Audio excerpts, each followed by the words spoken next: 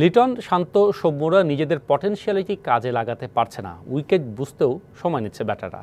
একবার ফর্ম ফিরে পেলে দল ভালো করবে বলে আশা যুব ও ক্রীড়ামন্ত্রী নাজমুল হাসান পাপনের। শরীফুলের ইনজুরি দলের জন্য বড় ধাক্কা বলছেন বিসিবি সভাপতি।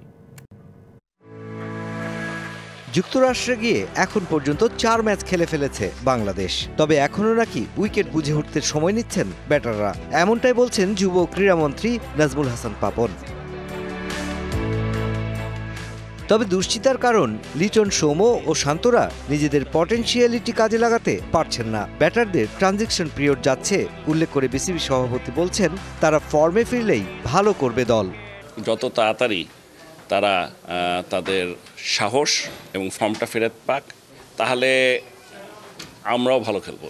আমার যথেষ্ট আস্থা আছে ওদের উপর।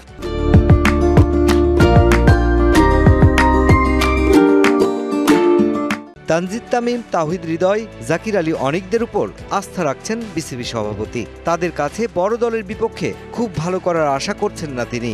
নতুন যে খেলোয়াড়গুলো আছে, তানজিদ তামিম, তাওহিদ হৃদয়, অনিক, মানে আমি বলবো যে এরা এখনই বিশ্বকাপে সবচেয়ে শক্তিশালী দলগুলোর সাথে বিশ্বকাপ খেলার মতো খেলার হয়ে গেছে তা না।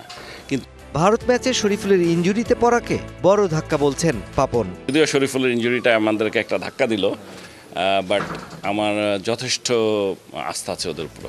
বিসিবি সভাপতি আরও বলেন, টি-20 ফরম্যাটে সাহস নিয়ে খেলতে হবে ক্রিকেটারদের, সেই সাথে ক্রিকেটারদের প্রতি আস্থা আছে বলেও জানিয়েছেন তিনি। Mushfiqur Rahman, DBC news, Dhaka.